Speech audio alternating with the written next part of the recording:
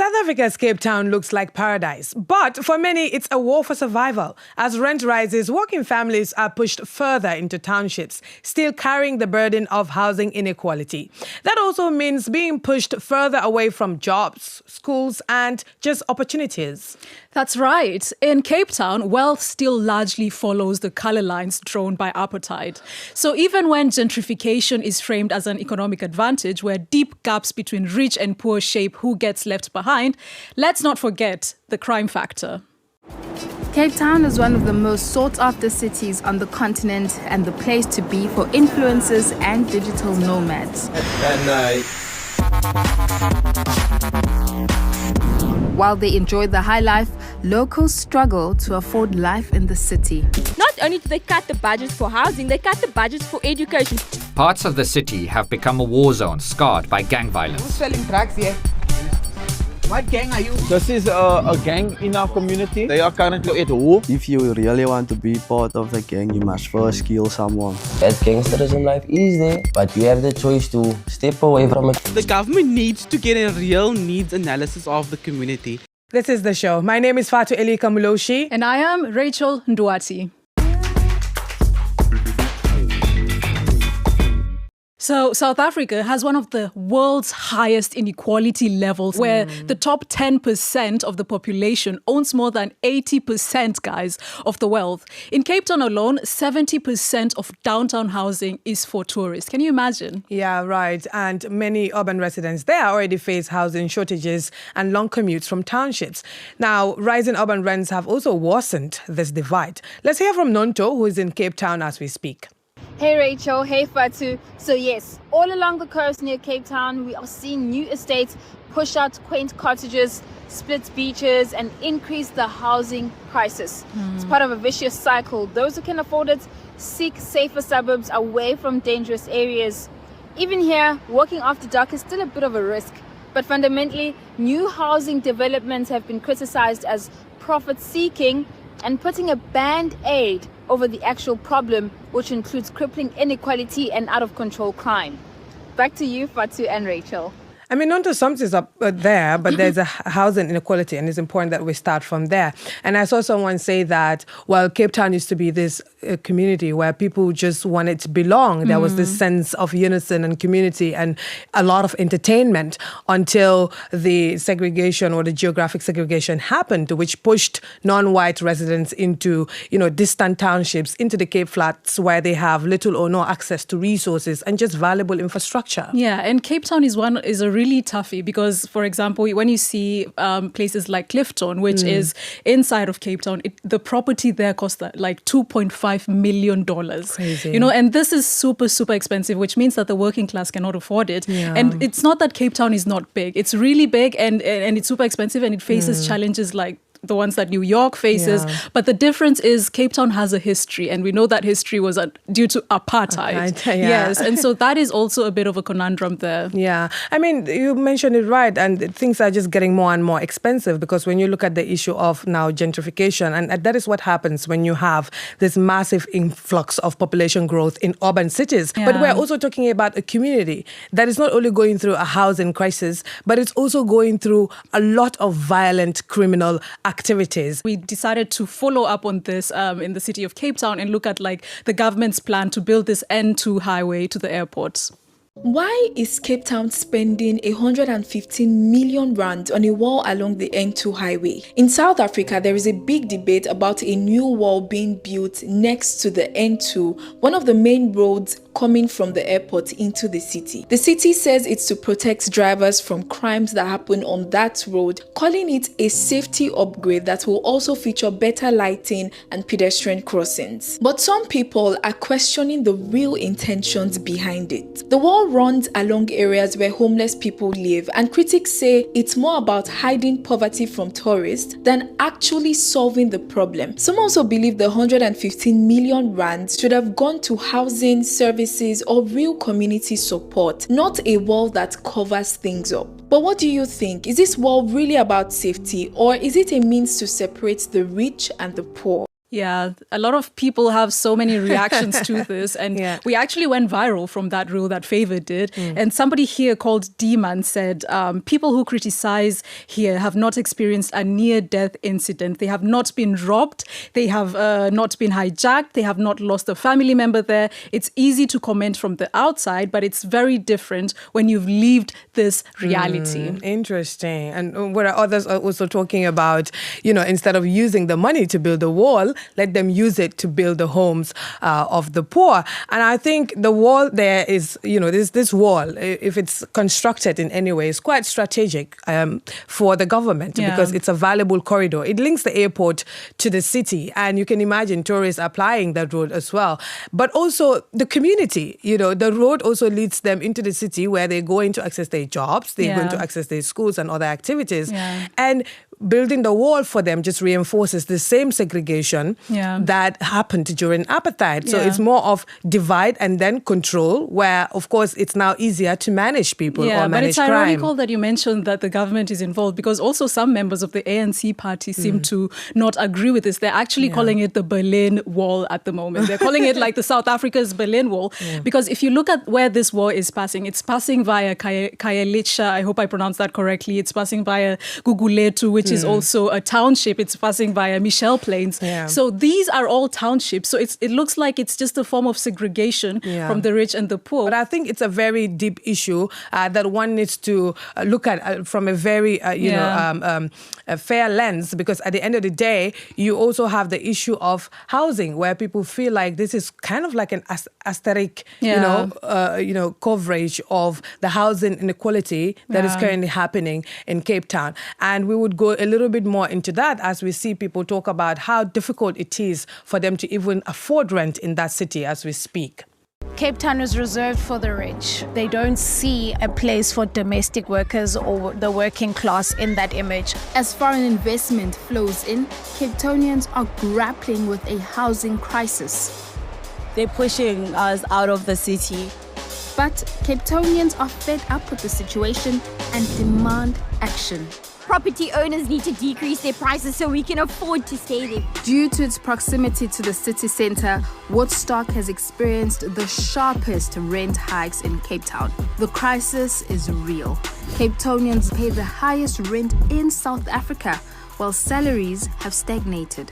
Even if you have a job, it doesn't mean that you can afford rent in the city. But why is rent increasing so drastically? Development owners are looking into more foreign interest, because a lot of people, when they come here, they trade with like dollars and euros. So they're trying to please that market. Developers, they much more prioritize that because obviously it's more money in their pocket. Obviously, Airbnb is the main factor, the reason why we're here. But even before that, before Airbnb, we were having issues with the housing crisis. Because of gentrification, because of digital nomads, and because of Airbnb. Wow. Yeah. So for me, what really stood out in that report was the fact that Airbnb is actually the thing, which means that these digital nomads, they do not go to hotels. Unlike, for example, in Kenya, when we have digital nomads, they normally go to hotels. But here, the landlords are like, we prefer euros more than dollars. And so we decide to focus on the short-term rentals for digital nomads. Yeah. And well, it will be unfair on the side of residents. But it's like we were saying in the beginning, this is what happens when you are experiencing, this kind of massive urban growth that is developing at a very fast pace. And Cape Town, as we mentioned in the beginning, is like a safe haven for most people as well. Tourists who want to come and explore the place, and they want to live in very nice areas. And at the end of the day, once wealthier residents or wealthier people are coming into these, areas that are meant for people from low-income households, it just pushes them into a corner where they cannot afford the very settlement that they were actually meant to live in. Here we will be seeing that these people living in abandoned buildings that are located at the city than in the townships where access to resources are far more limited. Let's listen to Megan. Megan Bobotyana, the struggle for affordable housing takes on a different form. She lives in an occupied building only meters away from Cape Town's swanky waterfront, a former nurse's home that was evicted and left unoccupied for years. So here's a building that could have housed people just sitting there for 10 years without being occupied. The occupation is organized by Reclaim the City, a prominent social justice movement that fights against evictions and for affordable housing in well-located areas. Megan is one of 700 people living here. It's going to be very dark. So this is my home. So is there no electricity here? Not at all. What do you mean? There hasn't been electricity since we got here. So 2 weeks after they realized that we were inside the building, they then cut off the electricity. But wait, wasn't that like years ago? 2017 to be exact. Do you guys pay rent if you live here? No. How does it work? So because this building is owned by Public Works, so nobody has the right to ask for money for a place here. So we don't pay rent, but what we do as the community is we organize amongst ourselves. So we basically fundraise to keep the building maintained. There was a murder here as well, which is still unsolved on the 3rd floor. One of our activists, Ayanda, passed away in this building, killed in his own house, and we still don't know who killed Ayanda. You choose the devil that you want, and this for me was the easier devil. This, the discomfort of now versus what we're fighting for, this was worth it for me. So to say to the city, you know, we will stay under any conditions provided that you meet us halfway, you know, and we will still stay here as long as the government feels like they don't need to answer us. We will stay in this discomfort. It is a huge contrast. Just to be able to access work and access the city. Indeed. Sure. Hectic. Hey, that's hectic. And the interesting part is the government cannot take them out of those places until they're able to provide an alternative housing, because people have a right to shelter. Yeah, and also like when you look at what she's saying, like somebody realized that they moved in and they decided to switch the lights off, and she decides to say, better the devil that you know than, you know, the uncertainty that is behind this form of activism. I mean, I know. I was going to say that and I've also realized that the formal housing, you know, backlog exceeds hundreds and hundreds of units. There are long waiting, long queues of people just waiting to have access to the same housing. So at the end of the day, they have to be somewhere, you know. And like you heard her say, they would rather be in those places where they can access their daily life activities than be in places where, one, they're disadvantaged, they cannot have access, and two, they're going to deal with unsafety issues. So it's a perfect storm that, you know, criminals have really managed to exploit. Gangsterism still shapes life across large areas of the Cape Flats. As crime continues to escalate, the government has deployed the military. In areas like Mitchell's Plain, neighborhood watch groups patrol the streets together with the police. Here alone, 13 gangs are fighting over territory linked to the drug trade. The sheer density of these rival territories shows just how little it takes to spark a turf war. Some are part of the so-called number gangs born inside the prison system. Others go by names like the Schoolboys, the Sexy Boys, or the Americans. For many residents, the greatest concern at the moment is the Scombizo gang. The police and residents are heading to a well-known drug hotspot. Selling drugs here. What gang are you? Were you guys involved in that shooting of last night? No. Who was shot last night? It's one of your people that was shot last night. It's your people. They are selling drugs. We've got suspicions that they're selling drugs. It's also one of the places where they come and smoke drugs also. And there's also gang affiliation. One of the gangs within the area, which is the Scombizos, which I found 3 of them in that house, in that Wendy house. Don't say you don't know because you sit with them and you smoke drugs. We're going to stop that nonsense. We're going to stop that nonsense. Oh, gangsterism is very heavy, yeah. Very heavy. 2 gangsters, no? Scombizos and Spoilbrats. They are fighting with each other. The police only come afterwards. Afterwards, they shot a lady yesterday in her leg, no? A church lady. Just a few streets away, we meet one of the victims. Denise had been standing outside when rival gang members suddenly started shooting at each other. The bullet had only just been removed from her leg.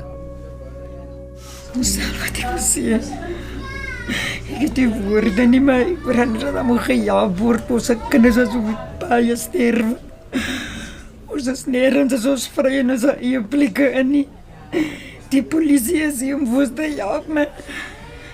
Met die polisie of sonder die polisie is het nog altyd dieselfde. That is super emotional, seeing such an old person having hope in the police system, but also at the same time thinking that the police may not really be able to help. I think what makes it even difficult in this instance is that they're dealing with gangs. And of course, these are people that are very much sometimes protected. I don't know. But the community themselves live in fear. They cannot report any criminal activity because once they do, they might be attacked as well. And the gang activities also obstruct schools. They affect education. In fact, I understand that they do go into schools sometimes to try and recruit kids into their gangs. The police can intervene all the time, but the police is not the solution to the problem because they cannot address the issue of unequal access to education. They cannot address the problem of unemployment. So these are issues that are really systemic and clearly need a very holistic approach. An influencer went into Cape Town and they asked this gang leader how they feel about being a gangster. And his response was, bro, it's lekker. Me robbing you with all these cameras and things, my brother is lekker. Because this is the reality that's been sold. They find themselves being born in this place. He was born a gangster, he said. He was raised a gangster. And you know what it means to be able to buy drugs every day with gangster money? My brother is lekker. But let's have a look. It's not a laughing matter. It's for sure true. It's just the accent that Fatu is using. That's here. A 16-year-old called Estevan didn't get the chance to step away. At just 11 years old, he was already pulled into a gang. I was born in a Nova Park, raised as how can I say, not in a stable family, you see. And as years goes past, and I just found myself in gangsterism and all of that stuff. If you really want to be part of the gang, you must first kill someone. You must stand out for the gang to prove yourself. You can choose any guy, what guy you want to kill or you want to do something. I don't feel nice because if you do it and if you go home your body started shivering and you started vomiting. But now let's smoke weed and drink wine, and that is where I started to do coke also, every night, every morning. Estevan once led a crew of 15 gang members for one of the major gangs in the area, the Ghetto Kids. He says he killed 5 people and was nearly killed himself. The guy who did come to shoot, he was actually out on me, and he emptied actually 2 extension mags, but only 1 bullet touched me. 2 years ago, Estevan found a way out through the first community resource center. Founded by Pastor Craven Engel, the NGO offers gang members a lifeline if they agree to a hard break from drugs and violence. Their team of outreach specialists approach young gang members directly. Estevan took the chance. So far, the organization says it has successfully pulled more than 2,000 young people out of gang life. Because he never had an opportunity in life. So he lost already. When he was born, he lost because his parents couldn't really take care of him, and they were living on the street for a long time. For a very long time, they were living on the street. And his mother was also on substance. His father's not there anymore. So when it comes to recruitment of gang members, youth gang members, this is the kind of kid they're looking for. They're looking for this typology of a child who's got no parental covering, no sound living conditions, education issues, poverty issues. So they look for these guys, and then this is easy recruitment. Estevan now wants to look ahead. With help, he secured an apprenticeship in a company for renewable energies. I mean, it's really difficult for anyone to reform these gangsters. Yeah. I've seen that almost 50% of the reformed gangsters go back to the same gangsterism. So you've got communities really struggling to do any form of rehabilitation for them. Yeah. And fortunately, these ministries that also rely on NGO support are able to make or build makeshift rehabilitation centers to get some of them in. Yeah, making them sustainable is definitely a tough one, especially because also the guilty conscience that this person had, when they were doing and committing these actions. And the crimes that they commit are really, really grand. Like Esteban there said that he had killed 5 people. That in itself is a very disturbing thing. And, his story is sadly one of the many people who are caught in gang violence. And in the course of that, they commit terrible, terrible crimes. Yeah. I mean, crime officials in Cape Town admit many serious crimes go unresolved and unpunished. The story we also just saw shows what can happen when inequality and lack of opportunity cause communities to become dysfunctional. Yeah, but we also don't know what the future of Esteban holds. But perhaps his journey is a small step and a blueprint to stopping the spread of gangsterism. And what's even better is staying out of gangsterism in the first place, like we see with the Temple Boys who resorted to music instead. Let's go. We meet the Temple Boys in their neighborhood of Ravensmead on the Cape Flats. Their journey began in high school when a group of friends started making music together and went on to develop their distinctive Afrikaans gom crossover sound. All our writers, and it's all based on true life stories. People mustn't just look at Cape Town as a crime scene. That gangsterism life is there, but you have the choice to step away from like we did.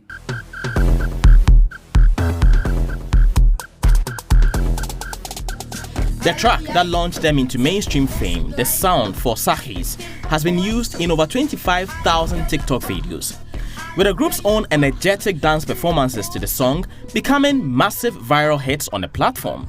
It's still their most popular song, so today they are rehearsing it with a group of dancers for their next concert. I don't know, they're down to earth, mate. Usually people that's famous, act like they're famous, they don't act like they're famous. They're very humble, very humble. The reason? They never forgot where they came from. On concert day, their fans have been gathering outside the venue for hours. I'm very excited to see them firstly because what it is doing is it's redirecting the narrative that we are not just about gangsterism. We're about fun, we're about upskilling the youth. Meanwhile, the Temple Boys are getting ready at their manager's grandmother's home, where she offers them a final few words of advice before the show.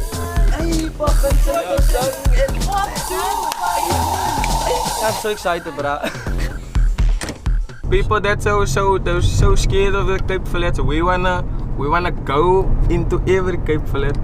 Because there's actually people loving the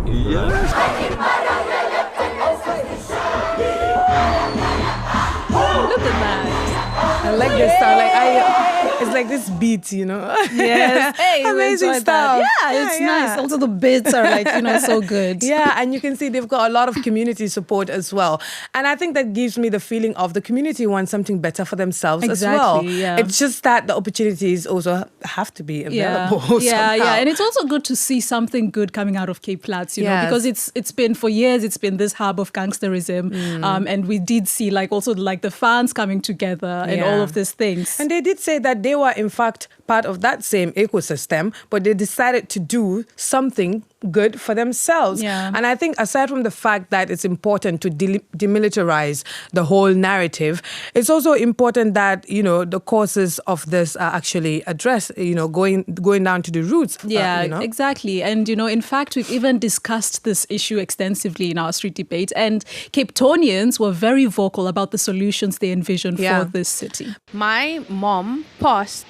She died waiting for a house. So you can imagine we are at 30 years of democracy. She waited 23 years. Oh my God. The first thing that the national government can start doing when it comes to housing is to stop cutting the budgets to municipalities every single year. Not only do they cut the budgets for housing, they cut the budgets for education, provincial hospitals. When are they going to fix the trains in Cape Town? All of those have an impact when it comes to connecting people from different parts of the city into work opportunities. Where people live matters. Release public land. We're not saying private land. There's public land here in the inner city which must be released for affordable housing to accommodate the workers of the city as well as the students of the city. Yeah, you know, South Africa has actually been termed as the country with one of the most ambitious, this is the word that people use, ambitious public housing programs in the world, because they said that they would actually give affordable housing to people who were actually discriminated during the apartheid times, but they have not really managed to do that, as we have seen in that street debate. It is very important where you live. Really matters a lot, and it just takes us back to everything that we've discussed. It gives you access, it gives you opportunity. So if you're far off from all those infrastructure, then clearly there is a fundamental issue. And what we're faced with here is it's like a tragic clash.